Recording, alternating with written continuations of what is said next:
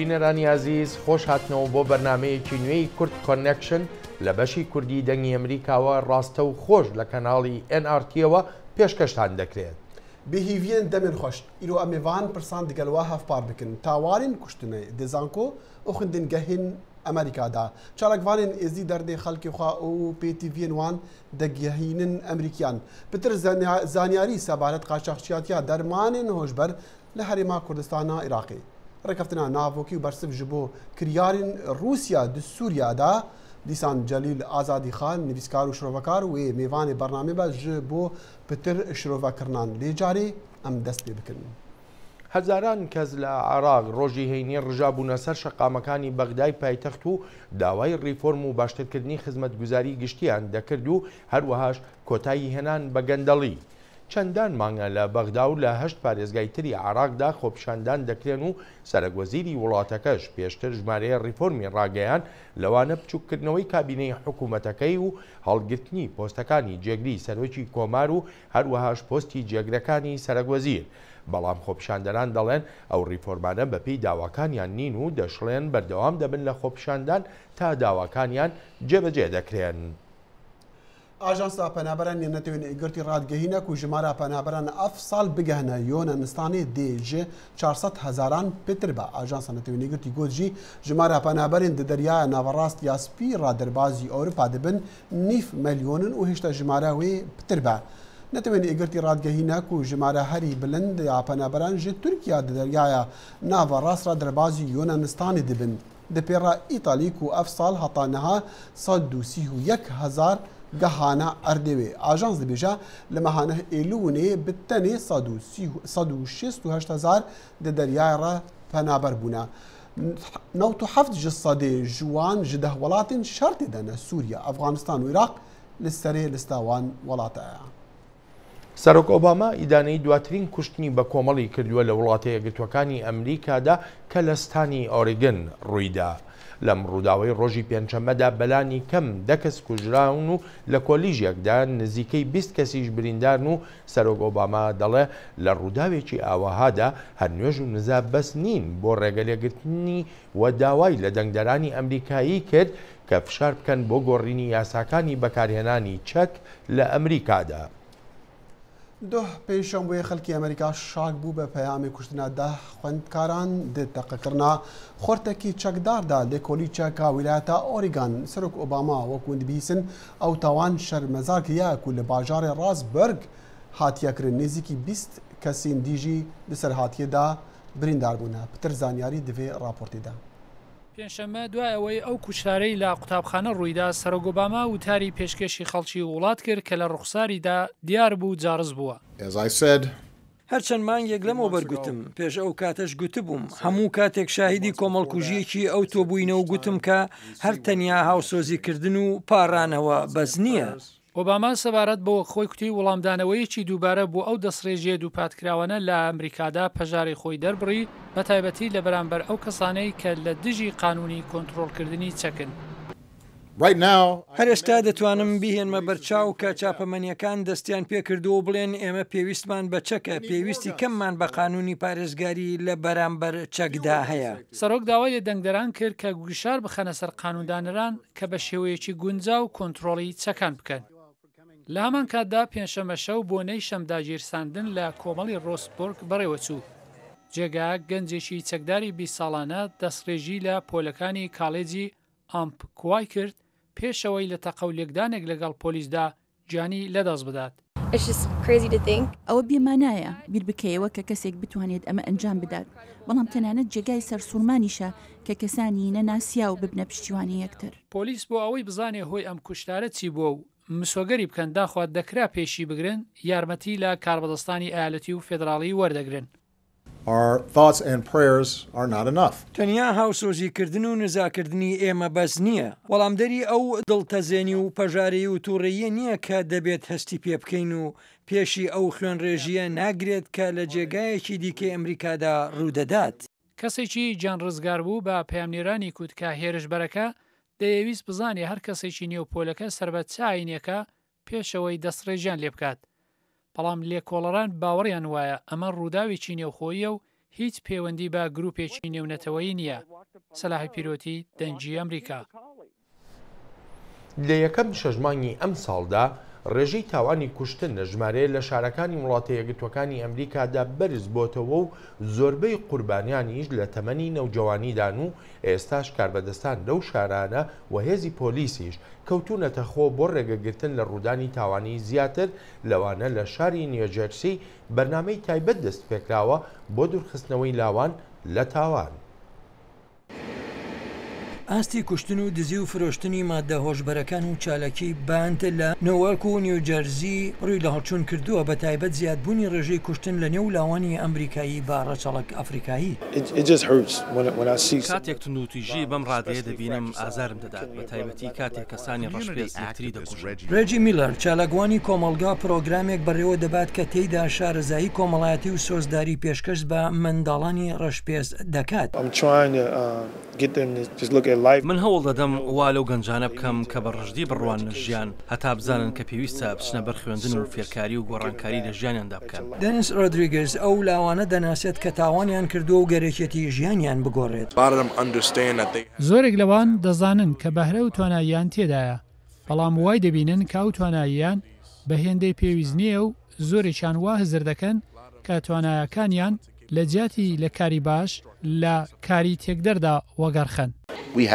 ئێمە توانای داراییمان هەیە کە نێزیکەی 450 پۆلیسی دیکە بخەینە کارەوە. قایمقامی نیویۆرک ڕاست باراکە بە هەموو جۆرێک هەوڵ دەدات تاوانی لاوان بربەس بکات بە دانانی پۆلیسی زیاتر لەسەر شەقامەکان، بەڵام دەرئەنجامەکانی جیاوازن. هەروەها پارەی زیاتری خەرج کردووە بۆ پرۆگرامی خوێندنی لاوان لە هەندێک لەو ناوچانەی شاردا کە پڕن لە تاوان. ئەمە هەر سەبارەت نییە بە ئەنجامدانی کارەکە بە خۆ گورجکردنەوەی یان ڕادبگۆڕیت، بەڵکو دەمەوێت بە چاچی کارەکە ئەنجام بدەم. دانیێل سمیتی 19 ساڵان نمونەی ئەو کەسەیە کە قایمقام ژیانی گۆڕیوە. دەبێت ستایشی ئەو پیاوەی لەوێدا ڕاوەستاوە کە قایمەقامە بکەم بۆ ئەوەی پێگەیشتوم. هەروەها ئەو هەنگاوێکی دیکەی ناو بوو بە ڕاوێژکار وەک ڕاست براکە پاشان بووە قایمەقام. ڕەنگە ڕۆژێک منیش بەو پلەیە ئەو بگەم. دانیێل پرایس هەوڵی یارمەتیدانی خوێندکارانی ئامادەی تەمەن 16 هەتا 24 ساڵان دەدات ئەوانەی وازیان لە خوێندن هێناوە پرۆگرامێک پێشکەش دەکات کە ئەزمموی خوێندن و کاریان پێدەبەخشێت. ڕێژەی سەر لە نوێی گەڕانەوە بۆ تاوانکاری لە نێو ئەو لاوانای تاوانیان ئەنجامداوە ڕێژەکەی لە سەدا 5 کەمترە. جازمن بارنێت تەمەن 17 ساڵان بەنیاز نەبوو دواناوەندی تەواو بکات هەتا دوای ئەوەی منداڵەکەی دەبێت. ئێستا ئەو دایکە و با خوێندن تەواو دەکات و بە دوای کاردا دەگەڕێت. هەمیشە کەسێک هەیە ژیانت بگۆڕێت. بۆ من ئەو کەسە کوڕەکەم بوو. ڕابەرانی کۆمەلگا گەرەکیانە شارەکە پارەی زیاتر بۆ پرۆگرامەکان دابین بکات ئەوانەی توندوتیژی و کوشتن لە نێو لاواندا کەم دەکاتەوە. سمکۆ عەزیز، دەنگی ئەمریکا. بینێران بەری دەمەکی ئاژانسا ئەسۆشیێتد پرێس ڤیدیۆ وەشاندنە لە دەمێ کوفرۆکن رووسی ئاڤاهی لێ دەڤەرا دوم یا نزیک شامێ بۆم بارانکردن. ڤیدیۆ قوربانیان کوپرانیاوان زارۆک و مەدەنینە نیشان دەدەن. 12/10/2015 الله أكبر. يا شباب الله يا جماعة غارات من الطيران الحربي. الله أكبر. سيقم ما في شيء الحمد لله. الله أكبر. هاتها جيب من جوا خذ عمي خذ. الله أكبر. الله أكبر. الله أكبر. الله أكبر. الله أكبر. الله أكبر. الله أكبر. ما في شيء الحمد لله. قوموا. غارة من الطيران الحربي على فريق المسعفين. الله أكبر. الله أكبر.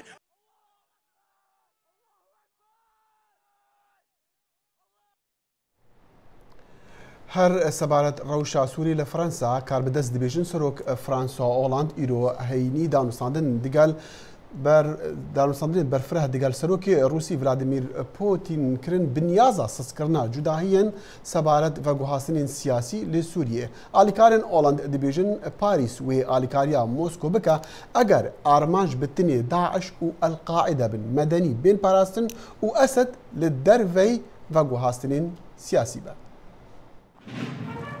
دانوستاندنên serokê Rûsya û serokê Fransa li Parîs sengî existe ser pirsa çareserkirina siyasî û vegihastina desthilatê li Sûriya li demê nakokiyên welatên Rojava û Rûsya derbarê armancên hêrişên asmaniyên Rûsya zêdetir dibin. Rûsya bi roja siyê li dîfiyek hêrişên asmanî li Sûriya pêktînit li dema welatên yekdestiyên Amerîka Rûsya gunehbar dikit ku hêrişên wan bo piştevaniya hikûmeta serokê Sûriya Beşar el-Esed e. Welatên êgirtiyên Amerîka amadehiya xwe bû karekî hevpêş bû ji navbirina Daişê diyar kir lê rêbaza Rûsya yê bûye cihê nîgeraniya Amerîka. ئەگەر وەکو تەروریست خۆیا بکەن و ئەگەر ڕەفتاراوان وەکی یا تەروریستا بیتن و وەکی تەروریستان شەڕ بکەن ئەو ژی دبە تەروریست. ئەم هەر دبێژین ئەمێ شەڕێ داعشێ و کومێندیên تەروریست بکەین و ئەف هەمان هەلوێستێ ئەمریکایە. Lê welatên êgirtiyên Amerîka û Rûsya armancên cuda hene û danûstandinan pêketînin darêpirî yektir nebin li dema her du alî hêrişên xwe berfirehtir dikin.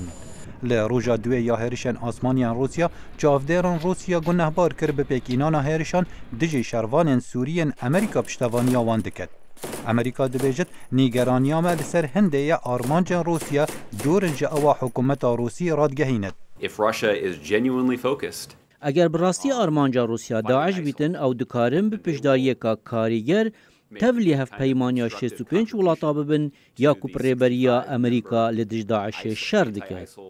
Karvidestên Amerîka giringiyeka taybet didine opozîsyona nerm ya Sûriye di paşaroja siyasiya welat da û dibêjin her ziyanek pê bikevitin wê encamên xirab li ser vegihastina siyasiya Sûriye hebit. Lewra Amerîka biryara berdewamiya piştevaniya asmanî û programê rahênana şervanan da. Siyaseta rêveberiya Serok Barack Obama derbarê Sûriye û bi taybet piştî tevlîbûna Rûsya kefte ber rixneka tund di nav Amerîka da. Rêveberiyê hevalbendiya me şaş kirin, dijminên me handan û hişdariya zêde tirsên karanînê bi tirsên pêşveneçûnê guhertin.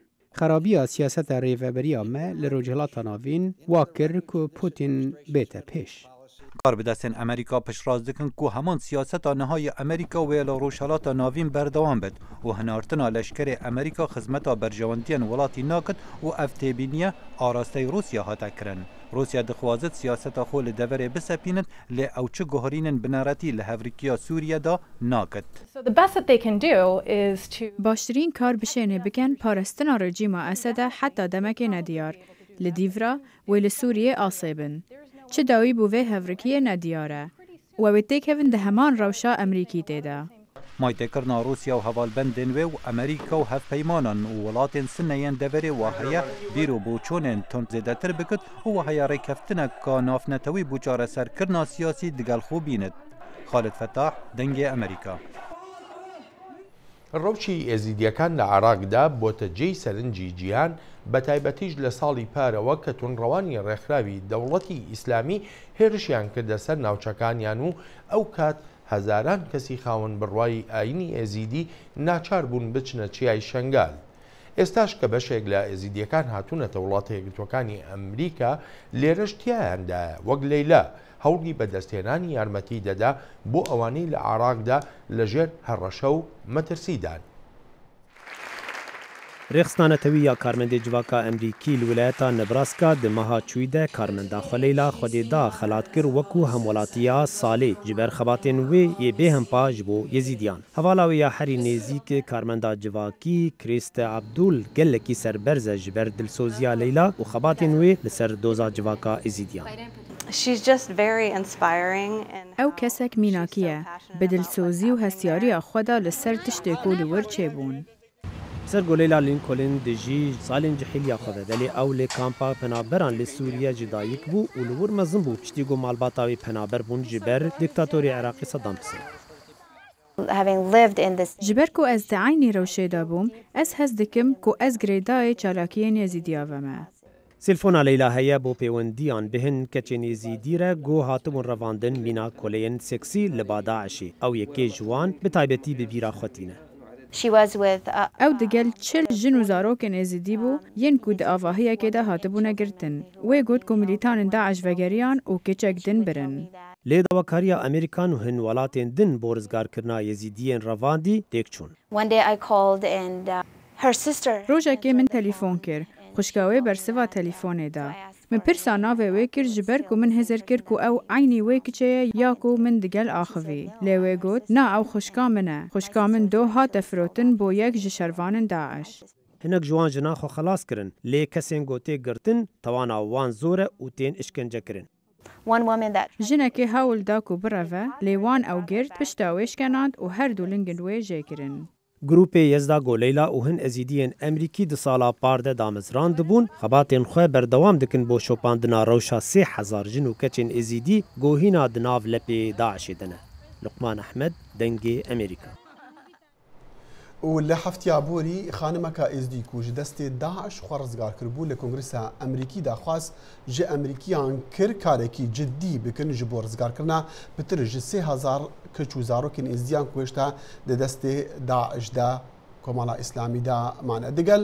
وێ خانمێ لە سەردانە ئەمریکا ڕۆژنەمەوان خدر دووملی بوو بەری چەند ڕۆژان میوانێ دەنگی ئەمریکا بوو ئەمژێ پرسین کە ئەو پتر چ ji ئەمریکیان دخوازن و کا ڕەوشە شنگالیان ئیرۆ چاوایە وەختێکی تەنگاوە چونکو هێشتا کارەساتیە بەردەوامە هێشتا ملەت ئێمە هەزاران بتر 3000 ژن و زارۆکە دەستی داعش دەمایە ڕەوشەکە تەنگاوە چونکو هێشتا شەر لە سنوورێن ئێزدیاش شنگارێ هەتا باشیک و بەعزانێ چەپەرێوێ لەگەل درڕندەترین ڕێکخراوە تیرۆریستی بەردەوامە تەنگاون چونکو ئێزیدیە ئێدی باوریە خۆش دەستدایش دەور و بەرێن خۆش جیرانێت خۆش پاشە ڕۆژە خۆ ئەوە هەموو تەنگاویە ڕەوشە خراپ چییە ڕەوشە خراپ ئەوە بەتر 400,000 کەسێ ئێزدی وێگاوێ هێشتا دەربەدەر و ئاوارەیە تایبەت هەفدە کەمپێن پارێزگەها دهۆکێ و هەروەسا نێزیکی 20,000 سووریا و ترکیە ڕەوشە خراپە چونکو ڕۆژانە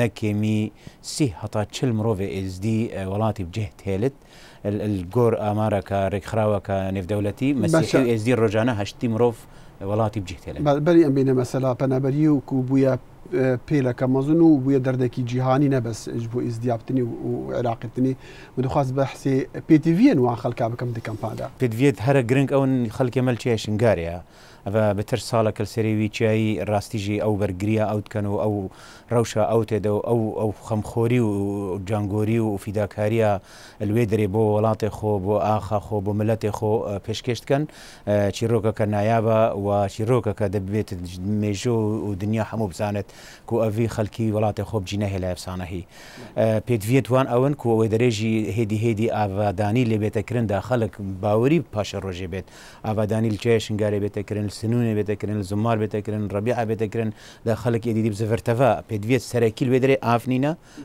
کارەبانینە مەدرسەنینن سنترێت ساخلەمێنی بەڵام ئاسایش و تەناهینینە بەری هەمووی بەجە ئەس دێ ئێمە وێرێ ژبەرکو باکوورێ شنگارێ تا ڕادەیەکی وێگاوێ تەناییە لێ هەی تیرۆر لێ نەمایە ئەدبن کۆنتترۆلا پێشمەرگەی و هێزن چەکدارێن چیا شنگارێ دەنا لەو مانێژی ئەس بێژم ئەدڤیا بە ئەوە ساڵەکە هەندێک کار وێری هاتباکردن دا خەڵکێ باوەری هەبە پێدوێت خەڵکێ مەیەدی ئەبێت کەمپادا ڕۆژ بۆ ڕۆژێ خەڵکێکی هێدی ئەبێت ماید نان ئاواهیت نەتەمامکریدا وێ ڤەتگەرنە ناف تایبەت کۆمەلگەها شاریا و خانکێ و بەعادرێ گەلک پێویستی پێدوێت پلەزن خیڤەتن تشتێ نافمالەیە نکارنە ساناهی بچنە نافکەمپا پێدویە دیە هەرە گرنگ کۆ نێزیکی 20,000 مرۆڤی نکارەتە خوندنا خۆ تەمام بکات قوتابخانە نینە قوتابخانە تێراوان نینن ئەوە ئێک مشکلەیە کە قوتابخانێن خواندنا عربی و کوردی ئەوێ سەر حکوومەتە فیدرال و ناگونجێت لەگەل پرۆسە و سیستەمی حکوومەتە هەرێمێڤە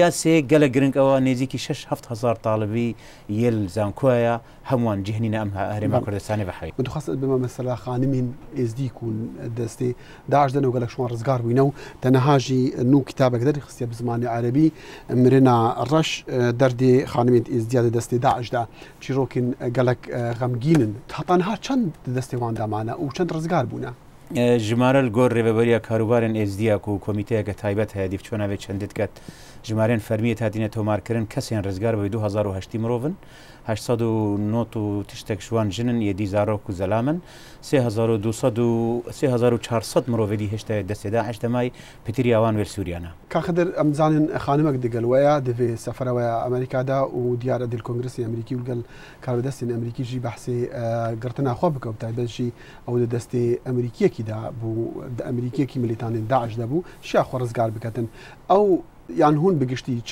ونیچ ئەمریکا بخوازن وچ دەبێژنە ئەمریکیان تشتی هەرە سەرەکی ئەم دخوازن و بێژنە ئەمریکیە ئەمریکیشی بەشدارن ئەتوێ تاوانە دژی ئێزیا هاتیەکردن و ئەوە نمونەیەکە لەومانێژی ئەمریکا بێت بەرپرسیارەتی یاخۆ یا مرۆڤایەتی رابێت و بەرپرسیارەتی یاخۆ قانونی یا یاسایی رابێتن بەرامبەر ئێزدیا چونکو سۆزدا ئێزدیا پارێزت و ئێزدیا پشتەوانی ئێزدیا بکات لەومانێژی تشتی هەرە سەرەکی ئەوە سەرزارەوێ کچێ مەگوتیە کا داخوازیێتە چینەت و دەبێژی گوتی داخوازیە منە هەرە سەرەکی ئەوە پشتەوانیا ئێزدیا بێتەکردن پاراستنان بێتەکردن و کەمپینەیەکیان پرۆسەیەک بۆ ڕزگارکردنەوان ژن و زارۆکە ئەت هەمان وەخشدا هەندێک پرۆگرامێن درێژخایەن کاتێکەوە پشتەوانیەوان کچ و ژنێش دەسێدا هەش دەرکەفتین هەروەسا زارۆک و زەلامەژی بەێ بەس ئەوە ئەمریکی تو بێژی بەلکی نەبە نمونەیە کە ئەمریکیان چکو ئەمریکیەکە لێ ئەندامێ داعشێ مەقسەدێمە ئەوەکو دا بزانن و چی تاوام سەرێمە هاتی ئەمە مەقەت باوەڕنەت کرد و ئەمریکی بەشدارن ئەوێ دەژی لەومانێژی مەقسەدێمە نە ئەوە ئەمریکینە بەسدا ئەمریکیژی بەرپرسیارێتە خۆ رابن چونکو سۆز داینە ئێستیایە خدر دوملی میدیاکار و چالاکبانی ئێزدی ئەم گەلک سپیاست بکەن لە دەنگی ئەمریکا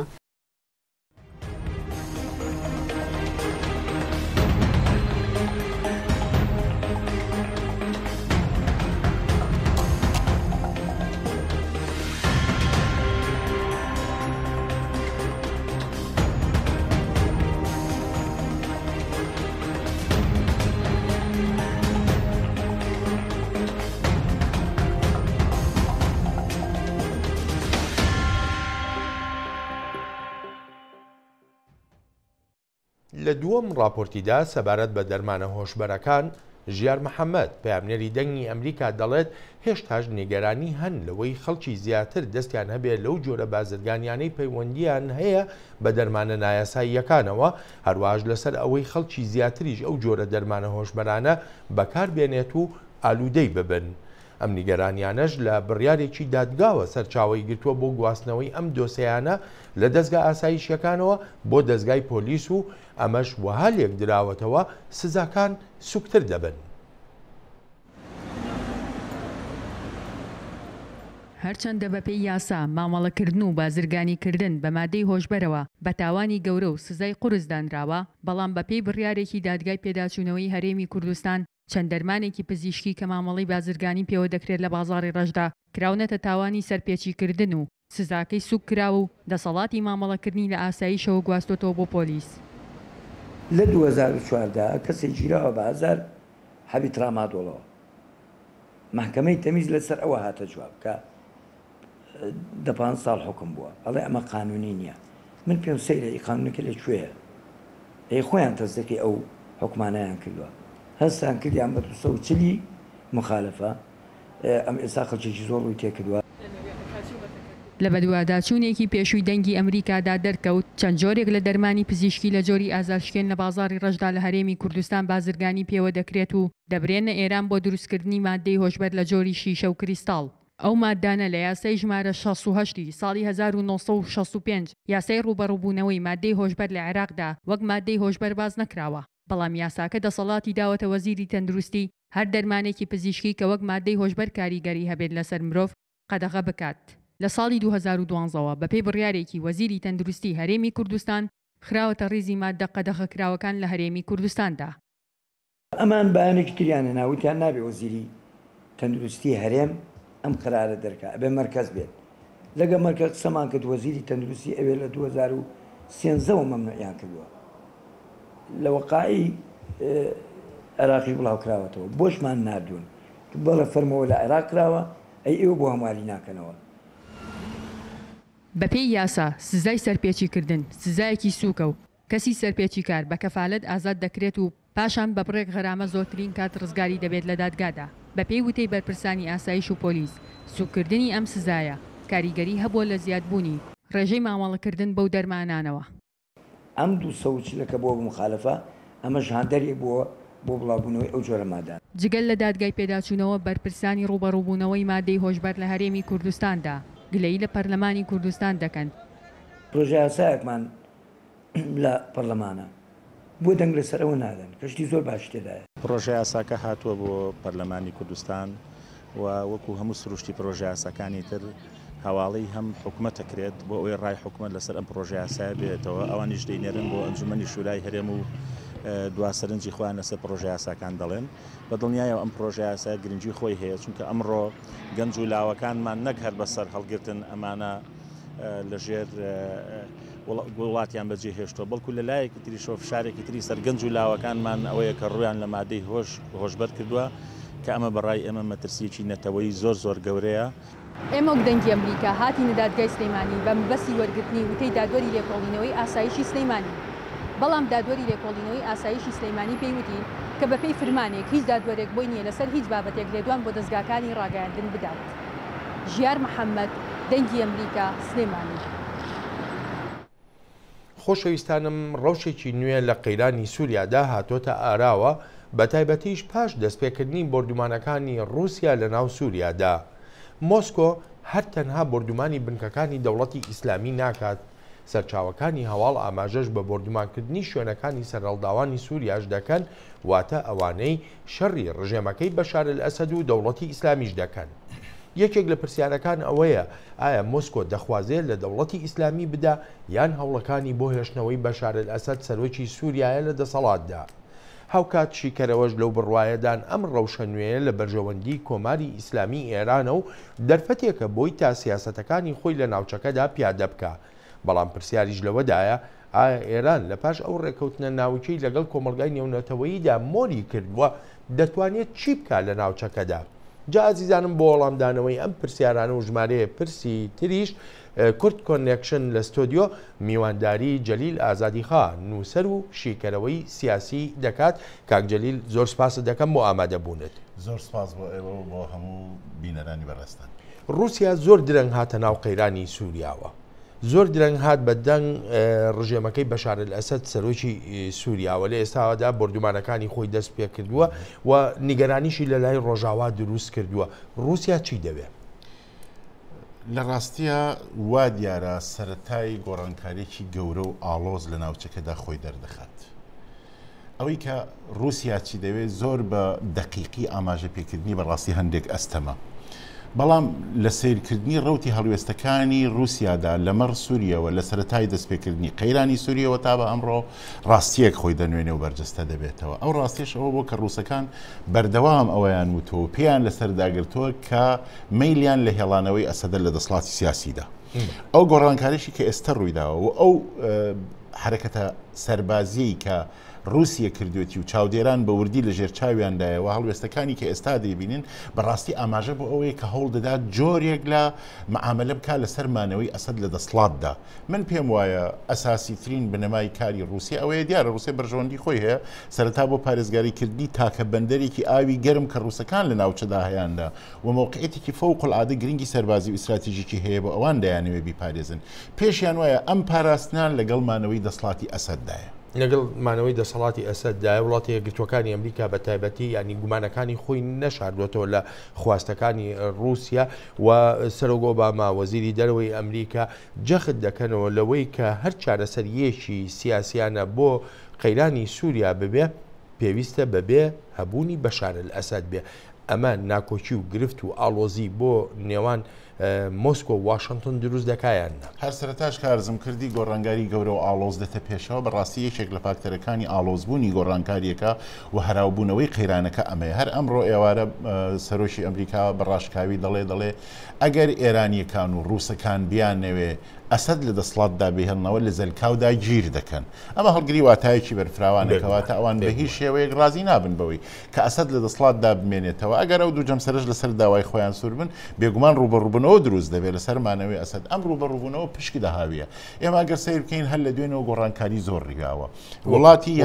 وڵاتی یەمەن پەیوەندەکانی خۆی لەگەڵ ئێران بە تەواوی دابڕی قەتڵی کرد وڵاتی بەحرین پەیوەندەکانی خۆی لەگەڵ ئێران بە تەواوی دابڕی و قەتعی کرد ڕاستە لە بەحرین ئەمبارێک دۆزراوەتەوە کە پڕ بۆ لە تەقەمەنی و ئەمە پەیوەندیدارە بە سوپای قودسی ئێرانەوە بەڵام لەگەڵ ئەم ئاڵوگۆڕیانە لە پەیوەندان لەبەرەوە دەبینین ئەم مەسئلەی گەورەترە لەوەش گەورەتر دەبینین حوڵاتێک کە لە بەرەی داعشدا شەڕ دەکەن وەکو تورکیا و فەرەنسا و ئەمریکا و سعودی و ئەوانە بەیاننامەیەکیان بڵاو کردوتەوە هەر ئێستا لە سایتی وەزارەتی دەرەوەی ئەمریکا و بەیاننامەیە هەیە زۆر بە ناڕەحاتی و نیگەرانی خۆیان دەردەبڕن لەو حاڵەتی کە رووسیا دروستی کردووە لە سووریەداوە هێرشی کردوتە سەر کۆمەڵێک لە بنکەوبارگاکان کە بنکەوبارگای داعش نین قسە لەوە دەکرێت کە بنکەی هەواڵگری ئەمریکاشی لێداوە ئەمە زیاتر بیانی ئاماژە بەوە دەکرێت ئەو بنکە سەربازیانەیە کە وڵاتی یەکگرتوەکانی ئەمریکا مەشق و ڕاهێنانی پێکردن و گەڕانەتەوە بۆ ناو سووریا کاک جەلیل لێرەدا هەندێک چاودێر ئاماژە بەوە دەکەن دەڵێن ڕۆڵی ئێران گرنگە لەم هاوکێشە نوێیانەدا و ئەمە هەرچیە کە رووسیا دەیکا لە بەرژەوەندی ئێرانە دابڕان لە نێوان یەمەن و تاران بەحرین و تاراندا بەڕای جەنابە زیان لەو پرۆسەی ئێرانەدا بێگومان زیانی لێدەدا ئەوە نوکتەیەک تریش کاک بڵێن لە مێژە ئێران بۆتە حیات خەڵوەتی رووسیا لە ڕاستی ئێران لەو قێرانی کە لە ناوچەکە دروستی کردووە لە دابڕانی لە وڵاتانی ڕۆژئەوا لە دوورکەوتنەوەی لە یەکێتی ئەوروپا و ئەمریکا بۆ بە حەسار خەڵوەتیە بۆ ڕووسەکان و ڕووسەکان لەوێ بە تەواوی تەعامل لەگەڵ ئێران دەکەن لە ڕووی چەک و تەقەمەنیەوە لە ڕووی هەواڵگیریەوە لە ڕووی بازاری بازرگانی و توجاریەوە لە ڕووی پیشەسازی نەوت و گازەوە ئێرانیان کولن کنترۆل کردەوە بەدەستەوەی هەتا لە بەشکردنی چۆنێتی دەریای خەزەر لە نێوانی ئێران و ڕووسەکاندا بەرژەوەندێکی زۆر بۆ ڕووسەکان دانراوە ئێران چاوپۆشی لە مافەکانی خۆی کردووە بێگومان لە سیاسەتی نێونەوەی و لە هەڵوەستە منتیقیەکاندا ڕووس دەیەوێت ئەو هاودەنگی و هەڵوێستی کە لەگەڵ ئێران هەیەی بە بەهێزی ڕای بگرێ و بەردەوام هەڵوێستی هەردووشیان ئەوە بووە لە سەرمانەوەی ئەسەد کە بمێنێتەوە ئەم پەیوەندیە ببوورە پەیوەندێکی گەورەیە لە نێوان ئەوان و حیزب الله و یەمەن و حوسیەکان و زۆر بزوتنەوەی تر لە ناوچەکەدا بەڵام ئێران لە ماوەی ڕابردوودا ڕێکەوتنی ناوچی مۆردەکە لەگەڵ زلێزەکانی جیهاندا و بەتایبەتی ئەتوانین بڵین لەگەڵ وڵاتانی ڕۆژاوادا ئەمە بە جۆرێک کرانەوە بۆ ئێران دانرا لە ئێستادا ئەو کرانەوەی چی بەسەریە خاڵێک زۆر مهمە کە کەم ئاماژەی پێدەکرێت لە ڕاستی ئەوەیە ڕژێمی ئێران لە ڕێگای بەدەستێنانی چەکی ناوکی و پرۆژە و فایلی ناوکیەوە لە ناوچەکە بحرانی دروست نەکردو لە وڵاتدا سەرکوتی نەکردووە قەیرانەکان بەرەنجامی تەنها دروستبوونی ئەم فایل و ئەم چەکە نین کە ئەمە بەڕاستی ئاماژەی پێنەکرێت ڕژێمی ئێران ڕژێمیشی توتالیتەرە ئەم ڕژێمە توتالیتەرە بەرخوردێکی یا ڕوبڕبوونەوەیکی ئیدئۆلۆژیکی هەیە لەگەڵ هەموو دیاردە سیاسی ناسیاسەکانی ناو کۆمەلگای ئێران و دەرەوەی ئێرانیش بەم پێوەرە مەعاملە لە دەکات خەڵکی ئێران بە فایلی ناوکی سەرکوت نەکراوە قەیرانەکانی سووریا و عێراق و لوبنان و فەلەستین و حوسیەکانی یەمەن بەمە دروست نەکراوە ڕژێمی ئێران مەعاملەیەکی کردووە لەسەر پرۆژە ناوچەکەی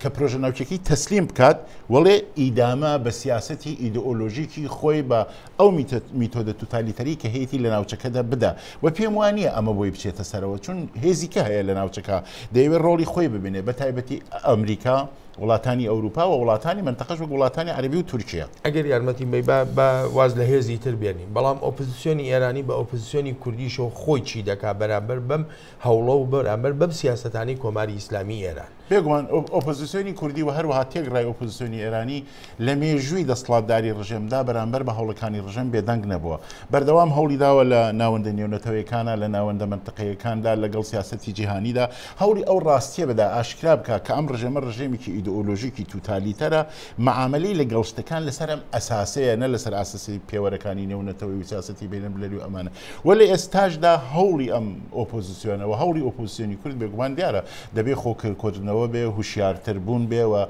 ئاکتیڤتربوون و فعالتربوونە لە هەموو ڕوبەرەکانە بە تایبەتی لە ڕوبەری سیاسی لە ڕوبەری میدیادا و لە بەڕی کاری بەکردەدا کە بتوانێت بەر بە و هێرشەی ئێران بگرێت یەکێ لە پرسیارەکان بە تایبەتی لە سەروبەندی ڕێکەوتنی ناوچیدا ئەوە بوو دەکرا بۆ ئۆپۆزیسیۆنی ئێرانی بە ئۆپۆزیسیۆنی کوردیشەوە نەیانتوانی دۆسەی مافی مرۆڤ لە بەردەم وڵاتانی ڕۆژاوا لە بەردەم کۆمەلگای نێونەتەوەییدا زیاتر بخەنە ڕوو دۆسەی ناوچی باڵی بەسەر هەموو شتەکانە کێشایەوە زۆر بە کورتی تکایە زۆر بە کورتی لە ڕاستیدا دۆسیەی مافی مرۆڤ بەردەوام لە ڕۆژەفدا بووە هیچ کاتیش هێزەکانی کوردیا ئۆپۆزیسیۆنی ئێرانی پاشکشەی لێ نەکردووە و ڕۆژئاوایەکان خۆیان بەڕاستەوە خۆ دانیان بەوەدانا و توانە کە دانووسانەکانی ئێمە لەگەڵ ئێران تەنیا و تایبەت بەچەکی ناوچیە و پەیوەندی بە فیلەکانی ترەوە نیە فایلی مافی مرۆڤ لە ئێراندا فیلێکە کە ئێستا لە ڕۆژەفایە و گەورەترین گرفتی گەلانی ئێران و هێزە سیاسیەکانی ئێرانە لە ڕاستیدا ئەو گرفتەی کە لەسەر مەسئلە و کێشەی مافی مرۆڤ لە ئێراندا هەیە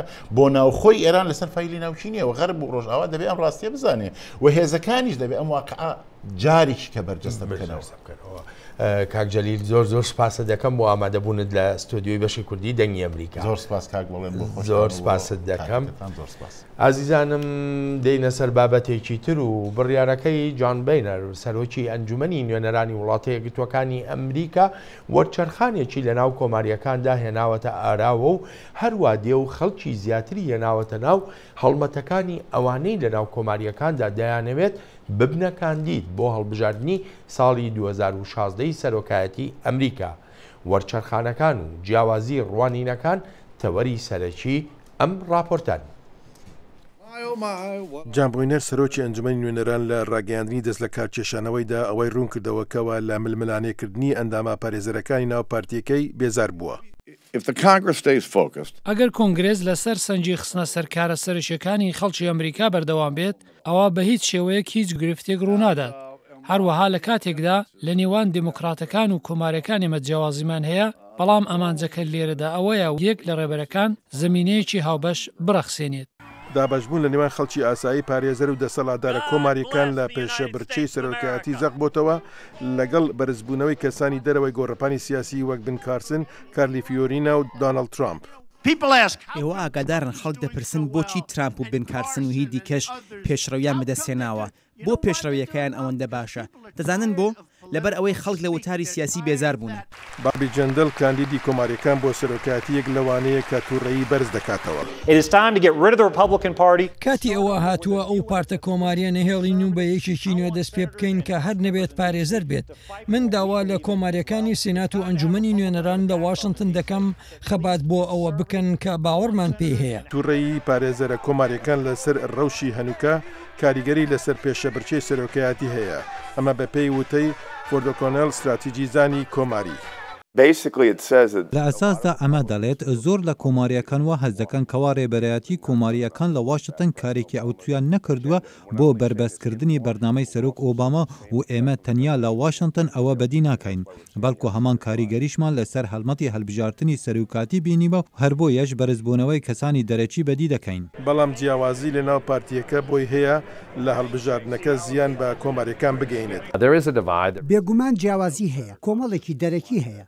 جا بۆ ئەوەی کۆماریەکان بیبنەوە ئەوە دەبێ ئەو کۆمەڵە دەرەکیە یا هاوبەندیەکە یەک بخرێتەوە. ڕۆشنی بۆینەر ڕەنگە بۆ ئێستا هۆکاری خۆلادان بوو بێت لە پاکستنی حکوومەتەکە بەڵام چاوەڕوان ناکرێت چێشمە کێشەکانی دەسەڵاتدارە کۆماریەکان و چالاکوانە پارێزەرەکان بەم زوانە نەمینێن. حەیدەرکەریم دەنجی ئەمریکا. لە هەفتیا بۆری مەهەفپەیڤینەک دەگەڵ ئارمن ڤان بیۆرن هەبوو. ئارمن ژمارە یەکێ دیجیە ji بۆ مۆزیکا ترانس لە جیهانی وی ژێ سەمات زەیڕا بەحسی مۆزیکاخوا و ئەلبوما خۆیان نۆ کرد وەرن ئەم vê raportê li ser jiyan û berhemên vî hunermendê Holandî bibînin. زیاتر لە 20 میلیۆن گوێگری هەفتانە پتر لە هەزاران کۆنسرت بۆ هەوادارانی و 5,000 وەرگری خەڵاتی یەکەمی جیهانی لەلایەنی گۆڤاری دیجەی ماک پێی بەخشدرا. ئارمن ڤان بیۆرن دەستنیشانکراوی خەڵاتی گرامی ئەوی لە تەمەنی 14 ساڵانەوە میوزیک بەرهەم دێنێت. بەردەوام مۆسیقا سۆزێکی من بووە هەرگیز بە بیرمدا نەهات بوو لەگەڵ تۆدا دابنیشم باسی کارەکانی خۆم بکەم ئەوە شتێکە بۆ من کە هەرگیز خەونم پێوە نەدی بوو. لە گفتوگۆیەکی تایبەت بۆ دەنجی ئەمریکا ئارمن ڕوونی دەکاتەوە کە بۆچی تا ئێستا بەردەوامە لە بەرهەمهێنانی میوزیک.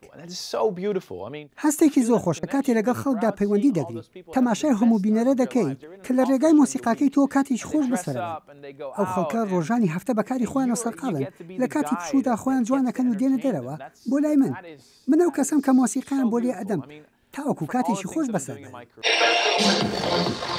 ئارمن لە هەفتەکانی داهاتوودا شەشەمین ئەلبومی ستودیۆی خۆی بڵاو دەکاتەوە. لەم ئەلبومە نوێیەم 15 گۆرانی تێدا دەبێت لە 29 مانگی دە لە تەواوی جیهان بڵاو دەبێتەوە. یەکەم گۆرانی بە ناوی ئیمبریس دەست پێ دەکات کە ناوی کۆی ئەلبومەکەشمە. دەنجێکی نوێی تێدا دەبێت هەروەها تەکنیکێکی نوێ. خۆی خوازیاری گۆڕانکاری و نوێکاریە لە کارەکانیدا هەرچەند خەڵک ڕخنەی لێ دەگرن. زۆر لە وتووێژ و ڕخنانە دەڕوانم کە باس لە مۆسیقا ئەلکترۆنیە کات لەلایەن ئەو خەڵکانەی لەسەر پێگە ئەلکترۆنەکان باسی لێوە دەکەن لە نێوان ئەوانەی خۆشیان دەوە ئەوانەش لێ بێزارن. من باوەڕ دەکەم کە پەیامی خۆم ئەوەیە کە لە ئەلبومەکەەوە سەرچاواگرێت. ستافی دەنگ هەوڵیان داوە شتێکی نوێ بهێنە ئاراوە. ئێمە یاوەری ئارمنمان لە کۆنسەرتەکی لە واشنگتن دیسی کرد. خەڵکەکانی زۆر خۆشحاڵ کرد و تەواوی بلێتەکانی کۆنسەرتەکە فرۆشران. سەما دزەیی، دەنجی ئەمریکا.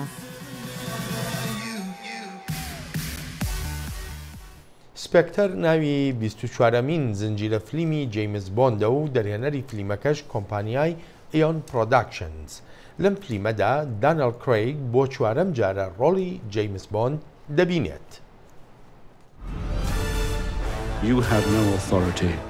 هەیامەکە بەرەیانە پەنی دەبیتە ئەگەرا هەندێ جیمز بۆند ڤڕێکەتە مەکسیکۆ سیری و پاشان ڕۆما ji بۆ cihbicehîna armanceka sext. Li wir ew dê Lûsiya siyara nasketin, ew jî jinek ciwan ku mêrê wê hatiye kuştin dikarin mafya da. Bond hewl dide kombînên nepenî danit ji bo armanca xwe. Lê di heman demda ew dê hebûna rêxistina xirab ya binavê Spectre derdixîne. She's a doctor, she's intelligent. ئەو دکتۆرە و لە کارێ خۆ gelek زیرەکە ئەو وەک مرۆڤ لە ڕۆڵە خۆ دڵنازکە. Ez rolê jineka bî ya Îtalî dilîzim ku gelek sirin wê hene. Mêrê wê hatiye kuştin û ew jî di wê metirsiyê da ye bihête kuştin. Gelek razên herdû jinên di filmê Spectre de hene û ew xwediyên giranbuhayekê ne. Ji ber wê jî divê me akterên gelekî jîr anî ba. Min got Monica Bellucci ji bo vê rolê baş e. Temenê wê û reftara wê her wisa şiklê wê di film de û wekî din jî ew bala mirov dikişîne ser xwe. Ez pir kêfxweşim min li gel wê kar kir. Filmê James Bond yê bûye dîroka filma û min rêz heye bû ew jinin li beşin bereyên filmin James Bond karkirine. Wek Lea Seydoux. Ew gelekî ciwan e û karekê gelekî baş dike wek akterek. Divê akterekê nazik û di heman demê de aloz bi rola Madeleine rabûba. Ez dibêjim peywendiya wê li gel James Bond girîng bû. Min yek dixwast ku serbêhatiyên jiyanê dî dibe û ez dibêjim ev tişt li cem Bellucci hebûn. I feel very lucky. Ez gelek bextewerim ku şiyam di gel çend aktor û vî derhênerê hêja kar bikim. Ev e bo min serbêhatiyeka mezin. Ev hemî action di filmekê de bi asanî rêve naçe. Lê demê tomarkirina parçên vî filmî lê nemsaye ekterê serekî çûkê xwe birîndar kir ew bire bajarê Lendenê bû birînkariya çûkê wî. Çend heftiyek pê çûn heta wîşiya berdewamî karê xwe bît.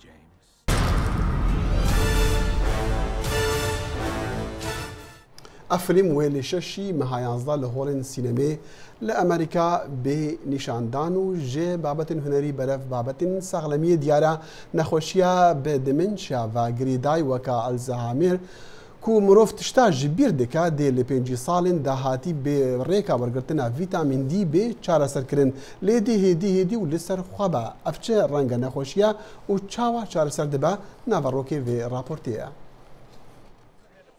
Vîtamîn D ji rok û her wisa ji xwarinên wekû nîsk û masiyên bidihin tê. Lêkolîner dibînin ku kêmaniya vîtamîn D sedema nexweşiyên bi dementia ve girêda ye. Alzheimer dikare bibe nexweşiyek bi westan ji bo ewên li nexweşan miqatene û nexweşiyek bi tirs ji bo nexweşî bixwe. من هەو خۆدیت و ئەس دو تۆڕمبیلی داوەندامە نەبەس منەتزانی ئەسکیڤە دەچم بەلکی منەتزانی هەمازلکی دەرێمە ڕێخستنا ساختەمیە جیهانە تەخمین دکە و بێتر ji 47 ملیۆن کەس نەخۆشیە دمەنشیا هەنە و 6 جوان لە وڵاتن کێم پەرەنە. لێکۆلینەرن ئەمریکی کەسن بە تەمەن مەزن لێکۆلینکردن و ئاستا ڤیتامین دی و شیاناوان یازانینێ پیڤان. داکەتنا وان bi du car û nîvan bilestir bû jiya kesên ku rêjeya vîtamîn D li cem wan normal bû. لێکۆلینەران دیتن ku nêzîkî 6 ji wê grupê kêm vîtamîn D bûn. Ew kesên ku nexweşiya qezbûna hiş bi wan re hebû, vîtamîn D li cem wan kêmtir bû ji wan kesên karê normal yê zanînê li cem wan hebû. Ew kesên vîtamîn D li cem wan kêm e, diyar kirin ku bêtir ji bîrkirina demkurd li cem wan heye. Digel wê, zehmeta ji wan re hizrin xwe berhev bikin û biryaran bistînin. Hinek mijarên wekû dimensya bûn em jê re dibêjin karê normal yê wergirtina zanîn. Lêkolîn diyar dikin ku vîtamîn D rolek giring dilîze di hêdîkirina pêşketina dimensya. Lê hîn lêkolîn pêwîstin da bênasîn ka vîtamîn D bi rastî vê nexweşiyê hêdî dike yan na. Ev lêkolîn The Journal of the American Medical Association da hatine weşandin. Ravindowski, Dengê Amerika.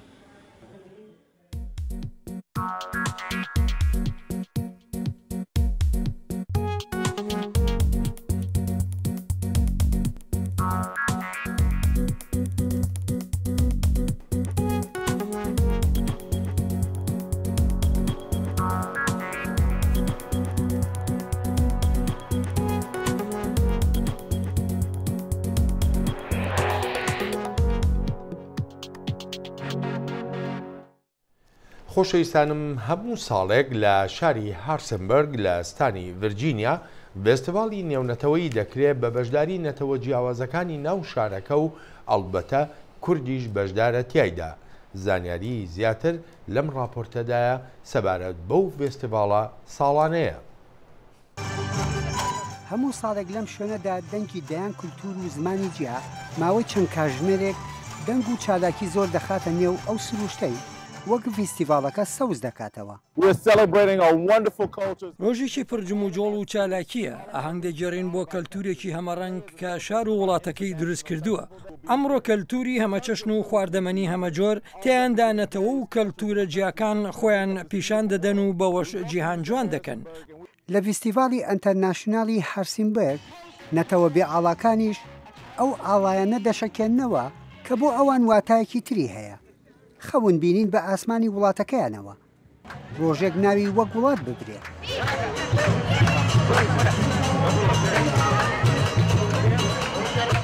هەموو ساڵە دێن کەپێکی ئەوها دانین خەڵک دێ هەندێک خەڵک نازانێت کورد چییە خۆی وڵاتمان نییە هەندێکی دێ پرسیاڵە کورد چییە؟ لە ئەمریکا نەتەوە و ئاینزای جیا لەو وڵاتەدان کە دەمێکە دەرگاکانی بۆ ئاوارە کراوە بووە. ئەوە ئەو پەیامەیە کە لە دروستبوونی ویلایەتە یەکگرتووەکانی ئەمریکاوە بانگی بۆ کراوە. 15 ساڵ لە ئەمریکا دەژین و لێرە گەورە بووین. دایکم نەبووایە ئێمە کولتوری خۆمان لەبیر دەچووەوە لە ڕێگەی دروستکردنی خواردنی کۆنگەوە. سوپاس بۆ دایکم و خواردنە بەتامەکانی کە هەمیشە بەو هۆکارەوە دەمانباتەوە بۆ وڵاتەکەمان. ئەم فستیواڵەش هەمان ئامانجی هەیە. کوردەکانی هارسنبرگ نزیکەی 250 خێزان دەبن. بەشداریکردنیان بەلاوە گرنگە بۆ خۆپیشاندان و ناساندنی نەتەوەکەیان. وەکو کورد بۆ ئێمە زۆر گرنگە لەبەر ئەوەی ئێمە دەتوانین بوونی خۆمان بسەلمێنی لێرە ئەو ئاڵای کوردستان و بە جلوبەرگی کوردیەوە لەناو ئەم فیستیڤاڵە بریتیە بۆ هەرچی نەتەوەی کە لەم شارەدا بڵین دەژێت بۆ هەر هەموو خەڵکەکەیە ئێمە ژۆک و کورد بەشدار دەکەین و ئەو خەڵکە دەمانبینی و دەماناسی و پرسیارمان لێ دەکەن دەربارەی جلوبەرگ و دەربارەی کەڵچەر و لەبەر هەموو کەس هەنی پرسیارمدا لۆ لە بەرم کرد ئەن ئەوە ئاڵی کوردستانە حەزم لێە لە هەموو کەس هەنی برێت لۆ ئەوە لە بەرم کردن پیشانیان دەم. هەر نەتەوەیەک لە ئەمریکا بیەوێت دەرکەوێت پێ دەچێت دەرگا کولتوریەکان زووتر پەیامەکانیان بگەێنێت. یحیا بەرزنجی دەنگی ئەمریکا. وژی جهین جوانی نزیکی و دەڤەری ژیک و نزیکی واشنگتنە بە تایبەژی وێتە ڤرجینیا گەلیە شەنەندا و وارێ ستانتن یێ دیرۆکینە.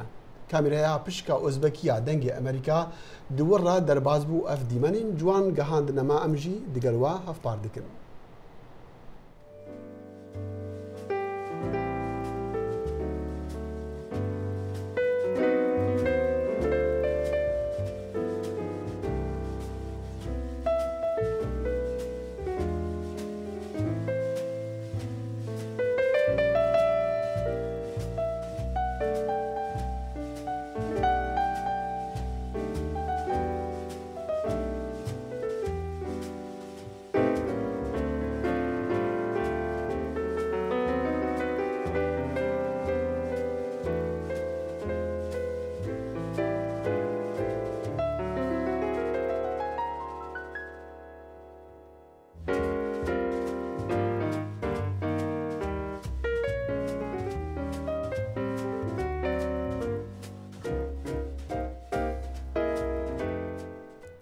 بهیوین دبن خوش هتا روژا سیشم بویجی دبن داخلی شما دیگر بدن صالح خاطر جو خوازی خدا حافظ. هل خوشی عبد.